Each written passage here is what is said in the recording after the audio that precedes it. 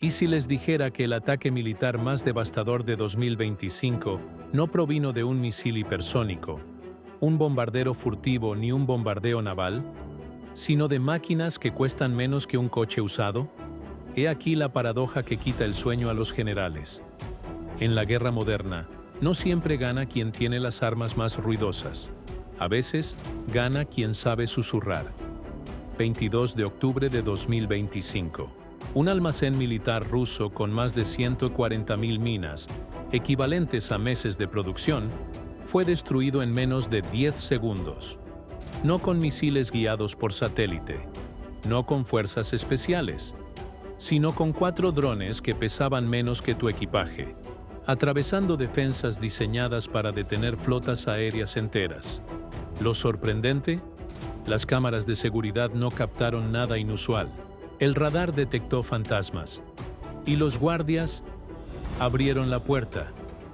Lo que están a punto de presenciar no es solo una operación militar, es una lección magistral de guerra psicológica, donde la paciencia se vuelve más letal que los explosivos, y donde el verdadero campo de batalla no está en el cielo, sino en los patrones en los que confiamos sin pensar. Así que antes de pausar o seguir desplazándote, pregúntate, si estuvieras defendiendo esa fortaleza, con todos sus sensores, armas y personal entrenado, ¿lo habrías previsto? Veámoslo. 2:03 de la madrugada. Los comandantes rusos bajaron la guardia. Fue entonces cuando Ucrania incendió una fortaleza desde dentro en menos de 9 segundos. Antes de que los técnicos de radar pudieran siquiera procesar la anomalía, el almacén 7 detonó desde dentro. Una onda expansiva atravesó el acero reforzado, activando alertas térmicas en toda la red industrial de Saransk. Sin firma de misil, sin trayectoria de lanzamiento visible, solo una repentina ruptura interna donde más de 140.000 minas explosivas esperaban almacenadas, y un sistema de monitoreo que pasó de verde a crítico en un instante. Solo entonces la verdad emergió de la oscuridad. 48 aeronaves autónomas, planeando a baja altura sobre los canales y corredores de servicios públicos. Inmunes a más de 500 vatios de interferencia electrónica, navegando mediante reconocimiento óptico del terreno en lugar de coordenadas satelitales. Minutos antes del impacto, un vehículo logístico se aproximó al puesto de control. Ocultas en su estela térmica, 4 plataformas silenciosas se desplazaban siguiendo la firma térmica del motor, pasando la entrada con la rutina de un cambio de turno. Si hubieras estado monitoreando esas pantallas, ¿habrías activado la alarma con la suficiente rapidez? ¿O habrías confiado en el patrón familiar hasta que la infraestructura colapsara? 2:03 a.m. 22 de octubre de 2025. La ciudad de Morovia yacía bajo un manto gélido. Las farolas parpadeaban como brasas lejanas contra las arterias de hormigón. Entonces, esas arterias se estremecieron, no por artillería convencional, no por aviones de combate, por algo más pequeño e infinitamente más calculado. Desde 3 zonas de lanzamiento ocultas que abarcaban 52 metros, 48 unidades autónomas ascendieron en oleadas sincronizadas. Sin estruendo, sin destello, solo movimiento. 18 rozaron las copas de los árboles a 7,5 metros de altura. 17 siguieron canales de riego y vías férreas. 9 sobrevolaron justo por encima de las barreras acústicas de las autopistas. Y 4 volaron tan bajo que sus fuselajes perturbaron la bruma de los huertos. La formación no voló, sino que se desplazó. Cada plataforma pesaba lo mismo que una maleta de mano. Cada una costó menos de $2.300 fabricarla. Y cada una estaba programada con protocolos de mando perfeccionados durante meses de preparación. Entonces llegó la contramedida que se suponía que no importaría. El sistema de guerra electrónica CROW-4 se activó, emitiendo un campo de interferencia de 550 vatios en todas las frecuencias de navegación conocidas. Una flota de drones convencional se habría desplomado como hojas de otoño en el aire en calma. Pero estas aeronaves se centraron en algo más inquietante que el GPS. La inteligencia visual se fusionó con la navegación inercial, comparando cada curva de la carretera y la silueta de cada línea de árboles con imágenes satelitales precargadas de semanas atrás. Se puede interferir una señal. No se puede interferir la geografía. Los defensores se sintieron seguros. Durante exactamente 6 segundos, un sistema de defensa aérea Pantsir fijó objetivos. Se lanzaron 12 interceptores. Intercepciones perfectas. 12 contactos eliminados. Luego, otra salva. Otros 12 eliminados. 24 derribos confirmados. Misiles interceptores por valor de $5,4 millones invertidos en espuma, materiales compuestos y componentes electrónicos reutilizados. Se inició la secuencia de recarga. 73 segundos. Esa era la ventana de vulnerabilidad. A las 2:09 am, las pantallas de radar estallaron en el caos. 30 retornos fantasma. Ángulos de rumbo imposibles. Lecturas de altitud que significaban todo y nada. Los operadores buscaron claridad. No la encontraron. En medio de esa tormenta artificial, 4 plataformas de ataque reales viraron a la izquierda, siguiendo a un único avión cisterna. Invisibles a los sensores. Invisibles a la rutina. Una sincronización perfecta. Una oportunidad. Un instante. Un paso hacia la oscuridad sin segundas oportunidades. La brecha no fue audible. Fue visceral. En cuestión de segundos, la pregunta operativa pasó de ¿pueden penetrar nuestras defensas? A ¿qué sucede ahora que ya están dentro? De las 2:09 am a las 2:11 am, el silencio no se rompió, sino que se intensificó. La partida de ajedrez aéreo había concluido, pero la victoria se decidiría entre acero, hormigón y criterio humano. Tras el caos artificial del señuelo, 4 plataformas de ataque reales se desplazaban tras una silueta predecible. Un vehículo de suministros autorizado, monitoreado y sutilmente confirmado durante 11 noches consecutivas de reconocimiento. Los sensores del puesto de control luchaban contra la densa niebla de octubre, intentando detectar el calor a través de un vapor tan espeso que absorbía los faros. Las cámaras termográficas de uso comercial fallaban. Los algoritmos de procesamiento se bloqueaban. El centinela, al oír las alarmas, las interferencias de radio y el lejano zumbido de la confusión, tomó la decisión en una fracción de segundo que a menudo decide la historia. Seguir el procedimiento antes que la sospecha. La barrera se abrió, y 4 máquinas cruzaron un umbral diseñado para repeler ejércitos. Dentro del perímetro, el espacio operativo se contraía en ángulos geométricos y patrones térmicos. El almacén 7, el centro neurálgico de la instalación, irradiaba infrarrojos como un organismo vivo.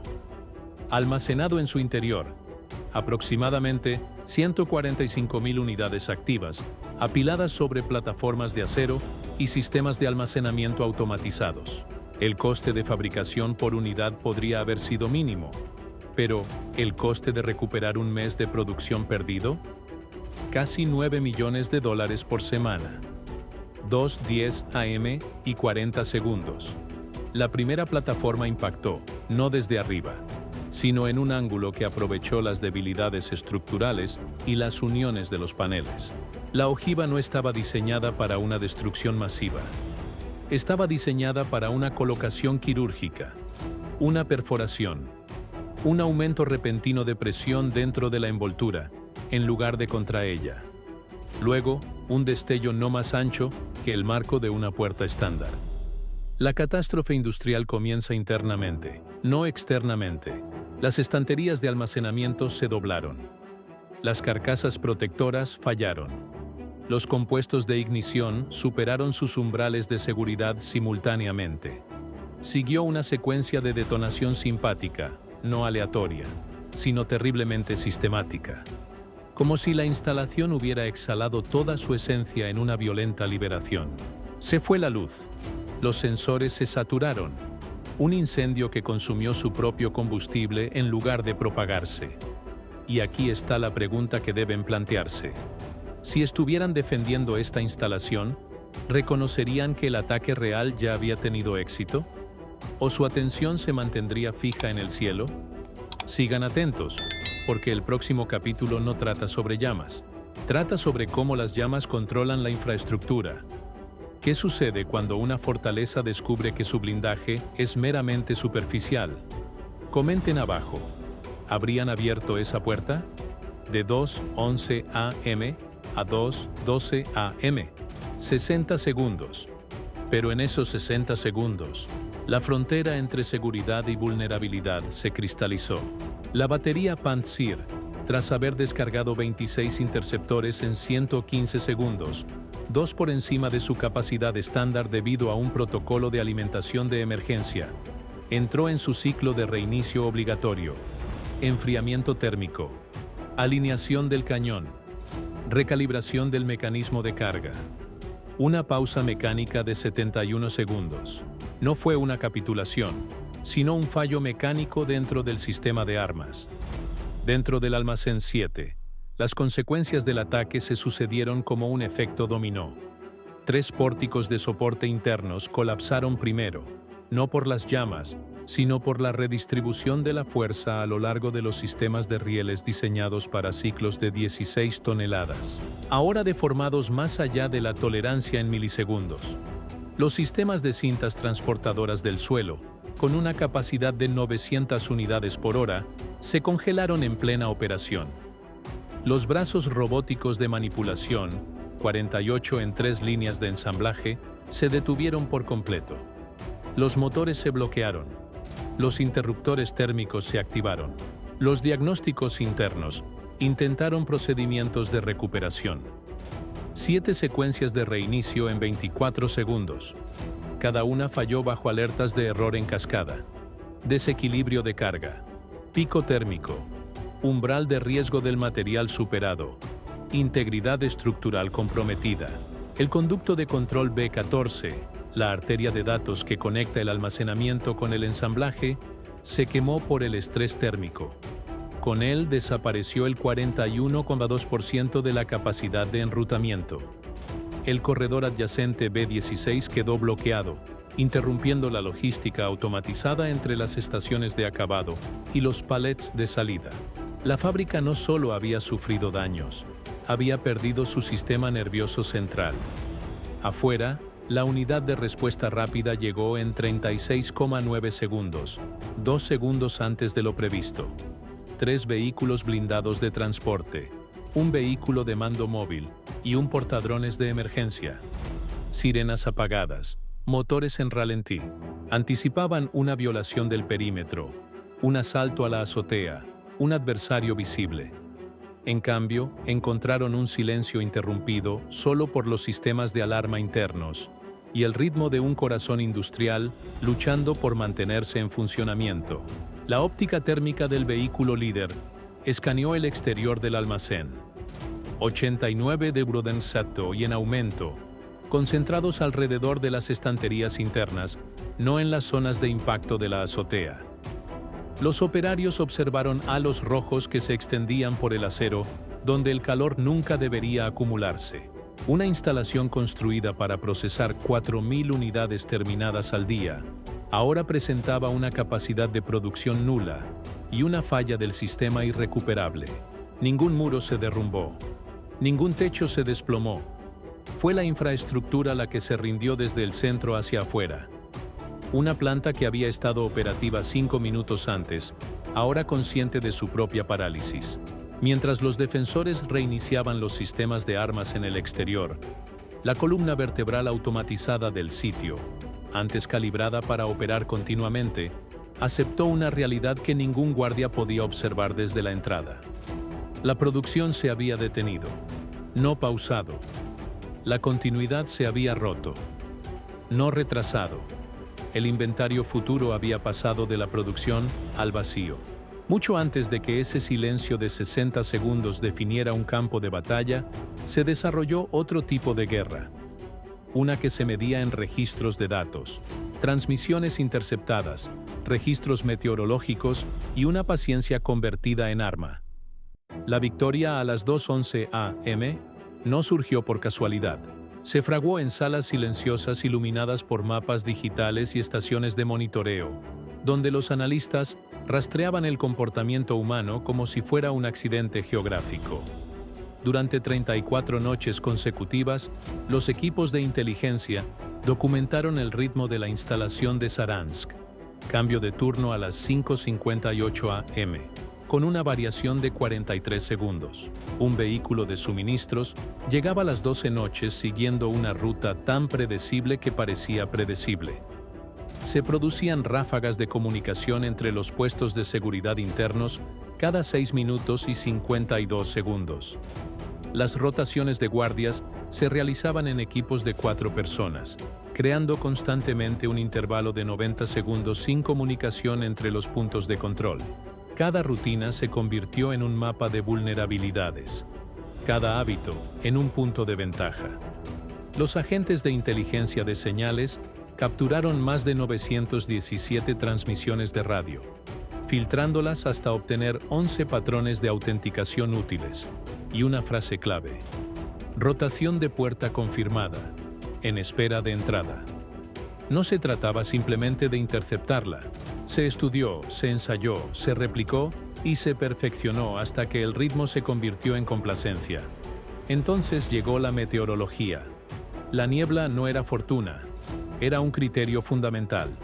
Los modelos atmosféricos procesaron 631 simulaciones meteorológicas para predecir picos de humedad a lo largo del límite sur de los árboles de la instalación.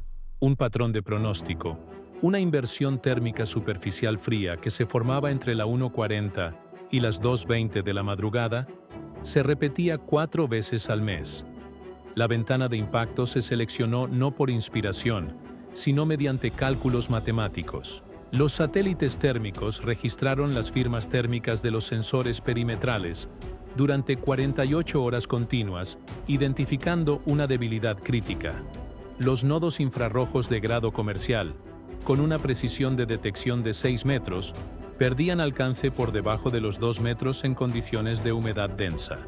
La niebla no ocultaría por completo las plataformas, pero sí difuminaría sus perfiles lo suficiente. Incluso los sitios de lanzamiento fueron cuidadosamente planeados. 3 claros ocultos, cada uno mapeado con coordenadas de elevación con precisión centimétrica, recortados para que coincidieran con los perfiles de altura de los árboles obtenidos de fotografías forestales de archivo. El terreno mismo se convirtió en camuflaje. Ningún medio de comunicación menciona esta fase. Ningún video reproduce las horas de quietud, los ajustes de código meticulosos. La paciente espera a que el clima y la rutina coincidieran. Sin embargo, este fue el capítulo más importante, aquel en el que el ataque no se ejecutó, sino que se ganó. Las 200 no se eligieron por la oscuridad, sino por la vulnerabilidad. En ese momento, tanto las máquinas como los humanos compartían el mismo defecto, la rutina. Y la rutina es la forma más frágil de protección. La seguridad perimetral de Saransk tenía 3 capas sobre el papel: una barrera de malla reforzada con celosía de acero, una red de detección térmica con 78 nodos infrarrojos y un programa de patrullas que se repetía cada 40 minutos. En los planos, parecía impenetrable. Tras semanas de análisis de patrones y monitorización de la humedad, se reveló humana. La niebla a nivel del suelo se espesó un 68% en los 90 minutos previos al impacto, producto del terreno frío, la atmósfera cálida y un viento estancado inferior a 1,6 metros por segundo. Donde los civiles observaban un clima otoñal, los ingenieros reconocieron un entorno tácticamente propicio. La resolución térmica no se redujo a 0, sino a la incertidumbre. Esa zona gris donde el software duda, y la duda se convierte en oportunidad. La red en sí, segmentos de 9 metros anclados cada 9,3 metros, estaba diseñada para interrumpir las rutas de vuelo, no para interceptarlas. Las defensas industriales suelen presuponer aproximaciones directas. Pero las plataformas no llegaron como amenazas, sino como ruido ambiental. Y el ruido es más difícil de filtrar que el peligro. Incluso la preparación del personal influyó en la situación. La mayoría de las noches, entre 65 y 70 guardias, patrullaban los sectores exteriores. Esa noche, los registros indicaban 58. Una reducción de 7 personas parece insignificante en teoría, pero se vuelve significativa al combinarla con la humedad, la congestión de las comunicaciones por radio y la fatiga. 3 guardias fueron reasignados a inspecciones interiores. Otros 2 se retrasaron por la logística del equipo. El perímetro se redujo a 53 observadores activos justo cuando se requerían 80. Mientras tanto, la batería Pantsir, la piedra angular de la respuesta escalonada, ya había consumido el 56% de su reserva de interceptores antes de identificar la amenaza real. La eficiencia prevista en los escenarios teóricos se convirtió en una sobrecarga en condiciones reales. Los equipos de recarga estaban entrenados para la rapidez, no para el engaño. Ellos siguieron el procedimiento establecido, mientras que las plataformas optaron por el silencio. No hubo una violación dramática, ni un asalto cinematográfico al perímetro. En cambio, la defensa colapsó como fallan los sistemas robustos. No por una sola falla, sino por pequeñas degradaciones acumuladas con precisión. El clima, el momento, la saturación de tareas y las expectativas se doblegaron lo justo. No se rompieron, solo se doblaron hasta que la línea no pudo mantener la presión. Esta fase operativa no dependió de la fuerza, dependió de la física, la paciencia y la silenciosa sobreconfianza de los sistemas diseñados para las amenazas del día anterior. Para cuando los guardias se dieron cuenta de dónde residía realmente el peligro, el ataque aéreo ya era historia, y la amenaza ya estaba dentro de las murallas moviéndose a través de la quietud que alguna vez creyeron que los mantenía seguros. 0269 AM. El momento en que la rutina superó al instinto. Las alarmas parpadearon. La niebla ocultó las firmas térmicas. El tráfico de radio se acumuló más rápido de lo que nadie podía procesar. Una voz tranquila y ensayada se abrió paso entre la interferencia con 9 simples palabras. Convoy de turno retrasado. Abierto para rotación. Confirmar. Sonaba auténtico porque así estaba diseñado. La cadencia se modeló a partir de 11 grabaciones reales. Se ensayó más de 90 veces. Se emitió con un tono de agotamiento, no de hostilidad. El guardia pulsó el botón de liberación. 6,3 segundos después, la barrera se despejó y 4 plataformas se deslizaron tras un vehículo de suministros, cuya ruta había sido monitoreada durante 34 noches de vigilancia. El equipo de respuesta rápida llegó en menos de 30 segundos. Doctrina perfecta, motores silenciosos, sensores escaneando el cielo. Sin embargo, la amenaza ya no era aérea. Estaba dentro de los muros, oculta donde residía la confianza. El perímetro no había fallado dramáticamente. Falló silenciosamente, sin alarmas de brecha, sin entrada forzada. Solo la apertura rutinaria de una puerta y el paso por ella cronometrado según los datos. La defensa moderna se resquebrajó, no bajo fuego, sino ante la familiaridad. La puerta no cayó. Obedeció. Habían pasado las 2:12 AM. El perímetro restableció el orden. El Pantsir completó su recarga. Las comunicaciones por radio se estabilizaron. Los guardias retomaron sus posiciones. Pero nada de eso importaba. La brecha ya era historia. El suministro vital de la fábrica se había cortado. La infraestructura de automatización, destruida. Y una instalación construida para sostener meses de producción había quedado silenciada en minutos. No por una fuerza abrumadora, sino por la paciencia, la sincronización y la silenciosa explotación de la costumbre. Esta no fue una batalla de explosiones. Fue una batalla de certezas, y las certezas se hicieron añicos. Porque en los conflictos modernos, el acero no falla primero. La rutina sí. Y cuando la rutina se resquebraja, los muros y los sistemas de radar la siguen. Si hubieras estado en esa sala de control, viendo cómo los sensores parpadeaban y las cámaras se distorsionaban en la niebla, ¿Habrías reconocido el ataque a tiempo? ¿O habrías confiado en lo familiar hasta que la oscuridad demostró su falsedad? Cuéntame en los comentarios. ¿Qué se rompe primero en la guerra? ¿La fortaleza o la fe que la defiende?